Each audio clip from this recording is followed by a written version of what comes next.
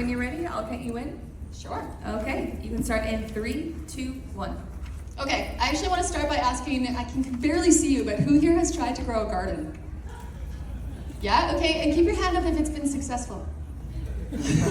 Okay, don't feel bad, don't feel bad. I've had very similar experiences, but also our expert growers in commercial greenhouses have had many of these experiences as well. And that's because there's an issue with seeds. In fact, up to 50% of the seeds that we're planting in our commercial greenhouses are never going to become mature fruit-bearing plants because the seed is in some way defective. 50%, right? The problem is that at that scale, these growers, they need to meet food demands, right? With providing our food for us. And so in doing so at that scale, they're growing these plants that are ultimately going to be discarded, and millions of dollars of resources are wasted every year on things like water, fertilizer, space, and other resources trying to grow these plants before they're thrown away. Now, growers can't tell by looking at a seed which one is going to be successful and which one isn't, but Insporos can, so that's where we come in. Insporos has developed an intelligent seed sorter. So we're leveraging the power of AI with some new novel proprietary components that are gathering data about each seed and turning this into critical insights about diseased and defective seeds, identifying them and sorting them out before they're ever planted so that growers can save these resources. And this kind of predictability really ensures stability for our growers. Now, over 175 customer interviews have been conducted by us, and through this process, we've identified a willingness to pay on a per-seed analysis basis, which means our beachhead market in Canada of greenhouse nurseries is about $125 million annual recurring revenue opportunity. But in the Netherlands, it's a much bigger market of about $8 billion per year. So my name is Dr. Mallory Flynn. My background, my PhD in research has been in mathematics and statistics, and my co-founder, Amanda, is a PhD candidate in chemistry. We also have a team of board members with decades of experience in the agricultural industry who are helping us out on that side of things. And so we're all acutely aware of how AI has affected our lives and conveniences and entertainment in recent years, and we are really committed to bringing that power to the seed and agricultural industry. So Insporos is really, truly the future of food and the future of agriculture by allowing us to see beyond the seed. Thank you. I'm done now.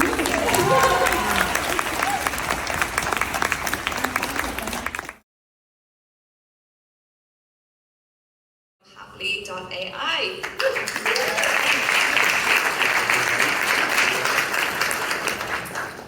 Okay, Thierry, I'll count you in 3, 2, 1. Raise your hand if you think entrepreneurs and nonprofit need money to grow. Of course they do, right? Now, watch the problem. Did you know 97% of entrepreneurs do not start or scale using funding specifically made for that purpose? But can we blame them? Have you ever tried navigating a government website for an economic opportunity? Exactly, right? My name is Thierry, I'm co-founder of Happly.ai, and the solution is our tool. It's an award-winning platform that helps you match, apply, and qualify for funding based on your unique profile. Last month, BetaKit and EY called us an economic Tinder for innovators. And guess what? We agree, except we don't match with potential stalkers. We match with potential dollars. Now, how did we come up with this? 3 years ago, we were tired of maximizing our credit card, diluting our family savings. And I know a lot of you can relate. So we decided to create a prototype and test it on ourselves. And guess what? It worked. We landed $250,000 of procurements and grants, as well as 4 global pitch competitions. We finished first at the FinTech Global Summit in Taiwan, Paris, Denmark, and we just won Atlanta. And guess what? I'll tell you a little secret. How do you think we land a pitch competition like this one?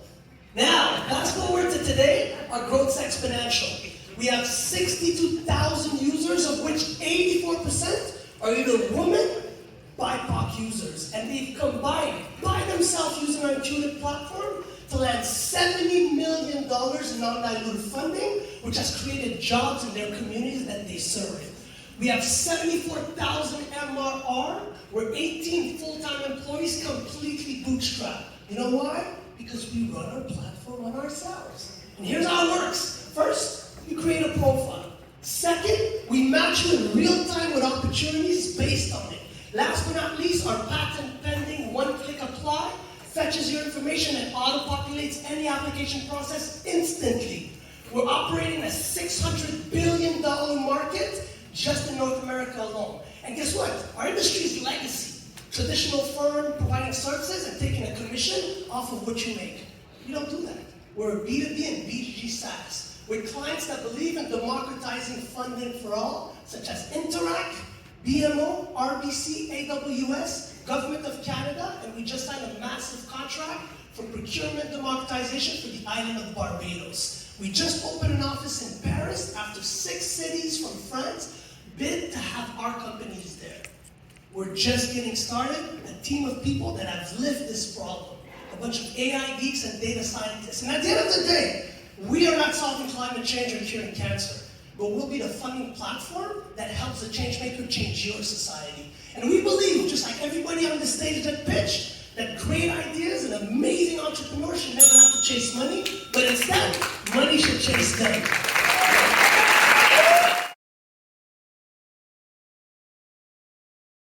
Hello, my name is Kevin Danner, and I'm the CEO of Carbon Lock Tech. And our company takes carbon from the atmosphere and we lock it away for good. Why do this? It's climate change. Climate change is a major problem. We know this. And despite our best efforts, perhaps our best intentions, the level of CO2 in the atmosphere continues to go up.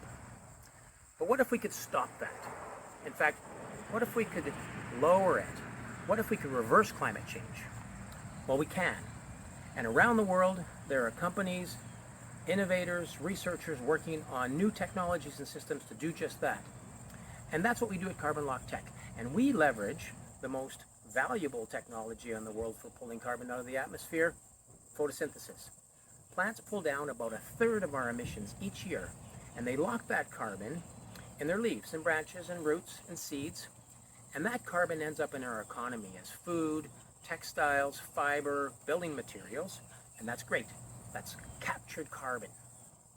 But it leaves our economy as waste and it ends up in a landfill. And when it does, it breaks down, and then that carbon goes back into the atmosphere as methane, even worse than carbon dioxide. If we can take that carbon and turn it into something useful, then we can lock it away. And that's what we do with our pyrolytic reactor technology at Carbon Lock Tech. We convert organic waste into a stable form of biocarbon called biochar, and then we sequester it in agricultural soils, low carbon concrete, asphalt, mining industry, even as a feedstock for EV batteries. So how do we take this technology and globalize it? Well, there's 3 ways. First, we can build the technologies and we can export them. We can export them to anywhere in the world that wants to take their waste and turn it into their biocarbon to sequester themselves. But we can also license the technology. We build a processing plant, we learn everything about it, we put all the IP on it, and we license it around the world. We are going to need tens of thousands of these facilities if we do want to make a dent in the amount of carbon in the atmosphere. But third and most important, carbon dioxide removal credits. The carbon markets right now are poised to be very, very important, a very important mechanism for us to be able to lock the carbon, sequester the carbon, and then generate the credit. These credits are being sold globally right now, and they are a form of a service export. So in the end, Carbon Lock Tech is focused on removing carbon from the atmosphere and sequestering their way for the long term. That's what our company does, and that's what we're going to continue to do. The carbon stops here. Thank you.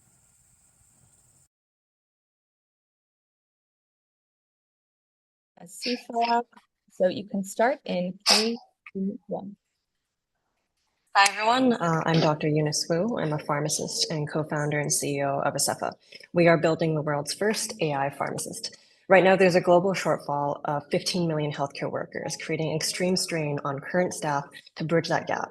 And on top of that, there's recent regulation changes allowing pharmacists to prescribe. So pharmacists are becoming performing more clinical tasks with no alleviation of their previous work to compensate for that time.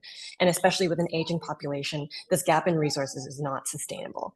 And this is why we are building towards a fully autonomous AI pharmacist. As a clinician myself, I took the Hippocratic oath that I will do what is best for my patients.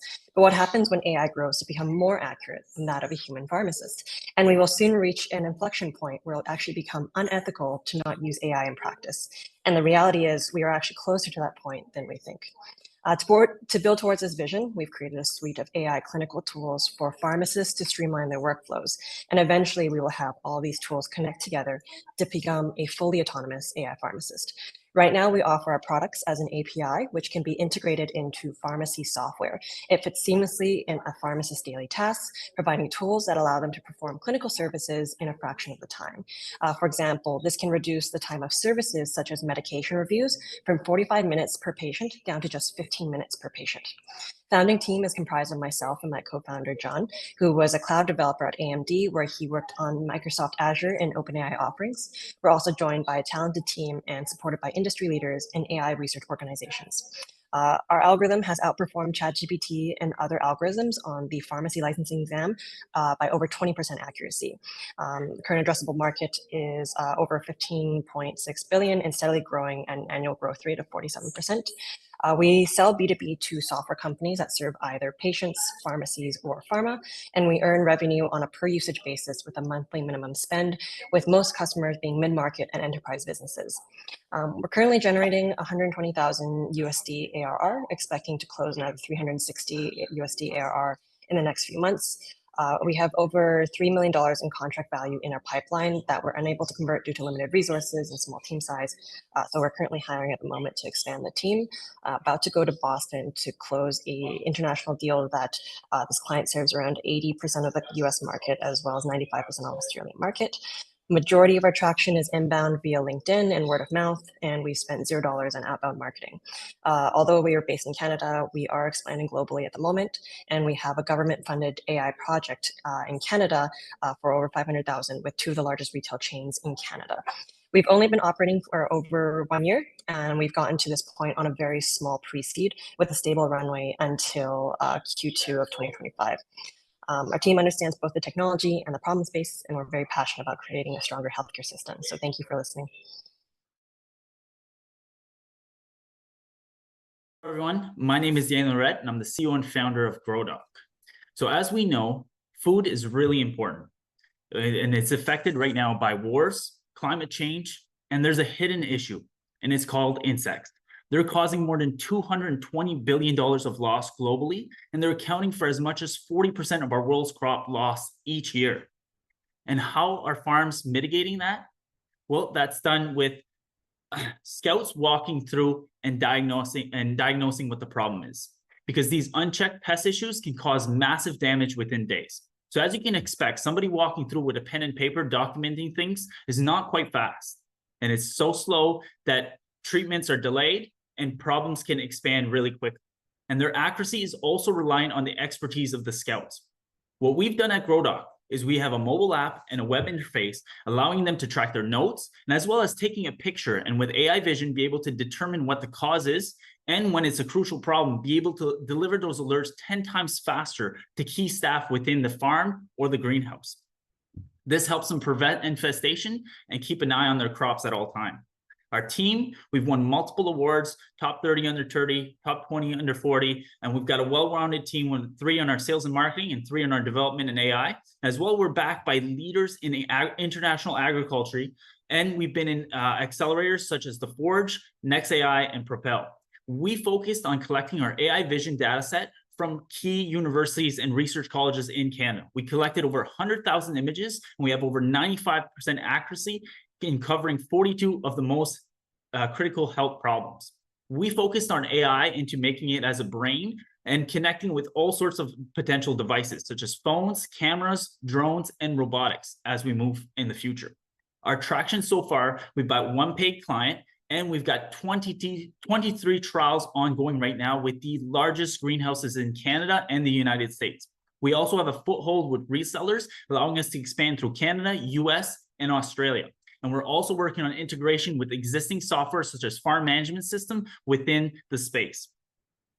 Our pricing is very simple. It starts off at $300 a month, and it goes all the way up to $5,000 a month plus, depending on the amount of scans and the usage. Our key competitive advantage is that we're offering our system with no blind spots, allowing people to use their phones to be able to take a picture at anywhere a problem might happen. It's quick to deploy. We're finding the exact cause of problems, and we're easily integratable with those farm management systems. Currently, we're raising a pre-seed round of $400K to help us reach 20K MRR and expand globally. 200K is going to go in our sales and marketing, 100K is going to go in our research and data collection, and the last 100K is going to go in our product and operation. And currently, we've already secured 300K, and we're closing in on the last 100K in the next month. Thank you guys for your time.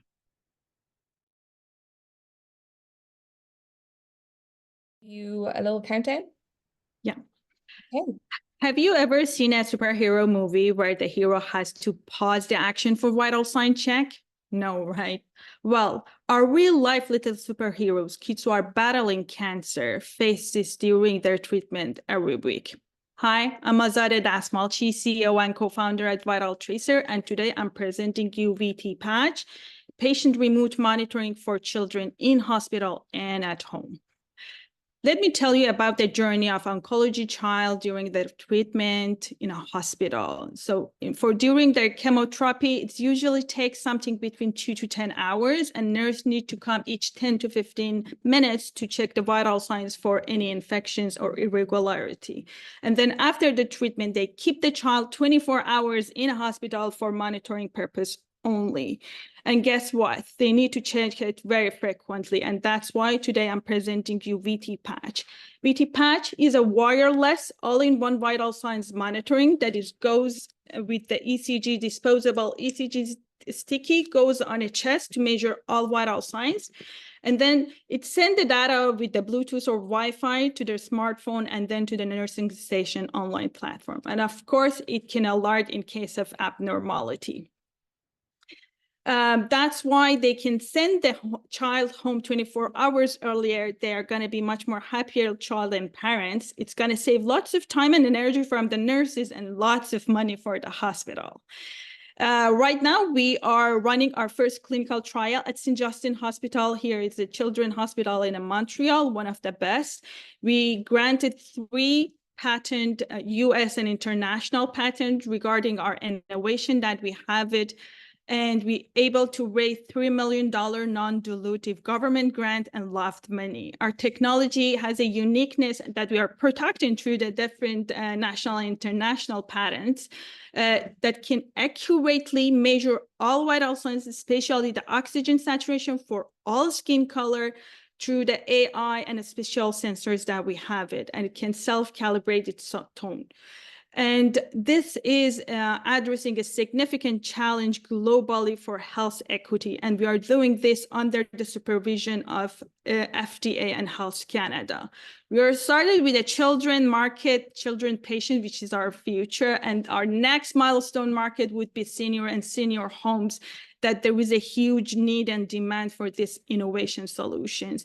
We have an extensive team of experts, including myself, who has a bachelor, master, PhD, all in biomedical engineering, developing more than 15 years medical devices using AI for vital signs as well. And together, let's give our little superheroes the power to trade hospital gown for caps, transforming recovery one triumphant giggle at a time. Thank you. Incredible. I will count you down to start your pitch. So you can start in 3, 2, 1. We lost 18.5 million hectares due to wildfire just last year. Amir, the co-founder and CEO of TreeTrack. Here in TreeTrack, we do reforestation for post-wildfire. As you know, we have wildfire every year, and there are many places that are not suitable for manual planters.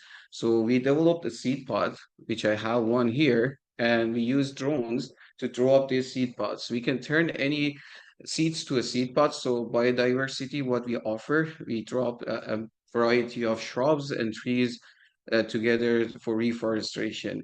And why TreeTrack? Why this idea? I was a tree grower in PRT, and I was growing those seedlings and manual planted, taking them.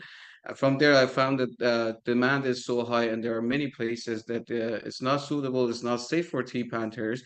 However, they're heroes and doing great job. So we developed the seed pods. We got a drone. We applied or designed a dispersal mechanism, which we can drop the seed pods one by one. unlike our competitors, because the spacing is really important in reforestation. So patent is pending for the seed pod, patent is pending for dispersal mechanism, and we charge our customers based on the density per hectare they want, and we guarantee a project. So if we cannot hit the contract, or like let's say 1,500 stems per hectare, we go and redo the job on our own cost. So far, we restored 110 hectares and generated 200K in revenue. We partner with NGOs, governments, lumber companies. What we do, we plan for free for our First Nation partners. We source the funding through NGOs or government, and we at no cost planted for them for free for biodiversity. And we are a team of 10 people, 4 postdocs. Me and my partner, I'm the PhD horticulture, I'm the plant guy, and my partner is the drone guy who has master's degree in mechanical engineering. And the rest of the team, the most talented team here, we are in negotiate for $500,000 of contracts for this fall for planting. And there are many funds that we submitted to be able to source a fund and plan for free for our partners. We just closed our round. We're planning to open a new round for expansion. We're going to go to the US soon, and then eventually to Europe.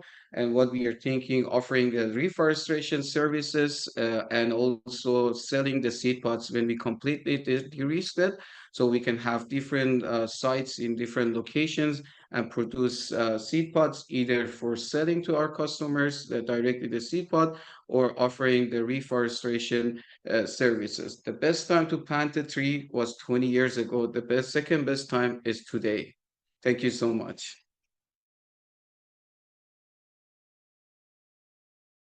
Okay, so 3, 2, 1. Hi, Daniel and Molly. I'm a serial entrepreneur from Toronto, and I've previously built a 7-figure innovation consultancy helping Fortune 500 companies like McDonald's and HSBC innovate as feed. While I was building that company, I went through severe burnout that lasted 2 years, where I struggled with body aches, poor sleep, and mental fatigue. I tried every remedy that I could get my hands on, from all natural to prescription medicine, but nothing was working. And at my lowest point, I began to reminisce about my childhood in Asia, where my family and I would visit bathhouses. Bathhouses have been around for thousands of years, and they're incredibly popular for helping people prioritize their mental, physical, and spiritual well-being, especially in Asia, where people would bathe in mineral and natural medicinal infused waters. I tried searching for something similar like that in North America and failed. And in spite of herbal tea baths being a prominent product category in Asia, there are little to no companies focused on it here in a multi-billion-dollar industry. And this isn't a surprise, given that the bath industry's last innovation was in 1989, which was the bath bomb by the Lush founder. And that's when I had the idea for Inoki Bathhouse.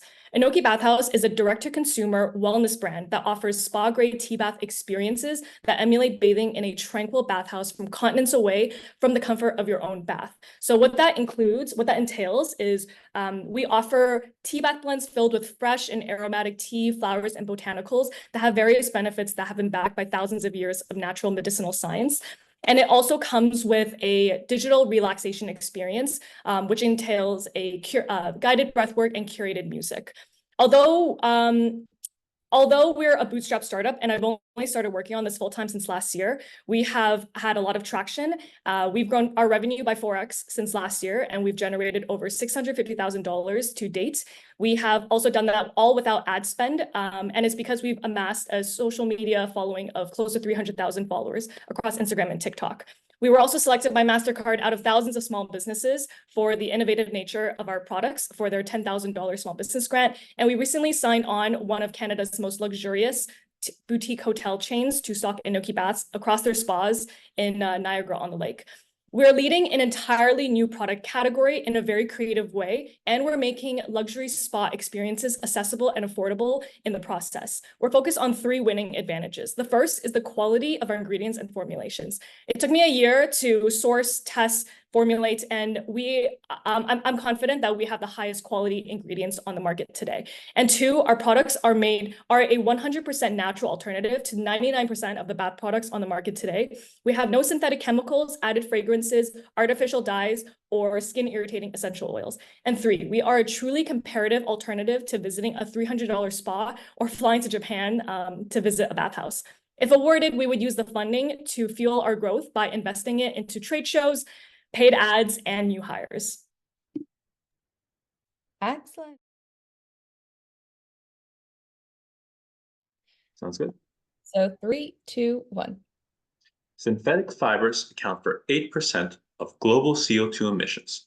They are literally killing the planet. What are synthetic fibers? They're the strength and stretch in your yoga pants, the waterproofing on your coat. Synthetic fibers are high-performance materials which are found in almost everything. For example, spandex, which gives garments their stretch, is found in 100% of performance apparel and 60% of all garments. The demand for these materials is huge, with 90 million tons of synthetic fibers consumed per year. This represents a massive opportunity. The market for spandex is 10 billion, is projected to grow to 20 billion by 2030.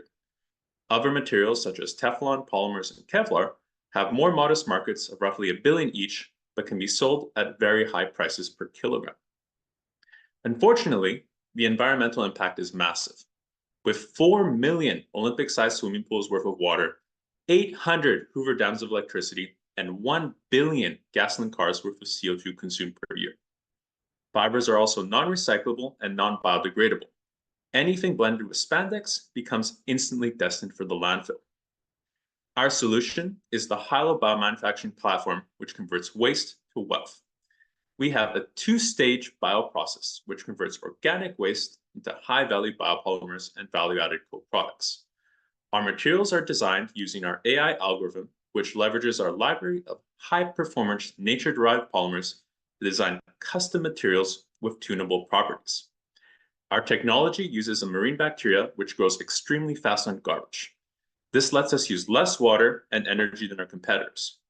We are cost competitive with fossil fuel-based fibers due to high productivity and the low cost of our feedstock. Finally, we have an expensive IP portfolio to protect our production and design process. We have a working manufacturing process with a minimum viable product fiber, which is a like-for-like spandex replacement. Unlike the incumbent, it is both recyclable and biodegradable. This has given us major traction with over 4 NDAs and material transfer agreements with global chemical and retail producers who want to use our fibers.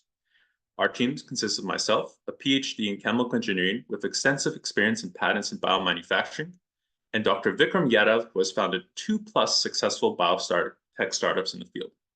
Our advisor, Dr. Orlando Rojas, is a world-class researcher in the field of biomaterials. We're currently raising a seed of $1 million at $10 million valuation. We are the future of performance. We are FIBR.BIO. Excellent work. Thank you so much.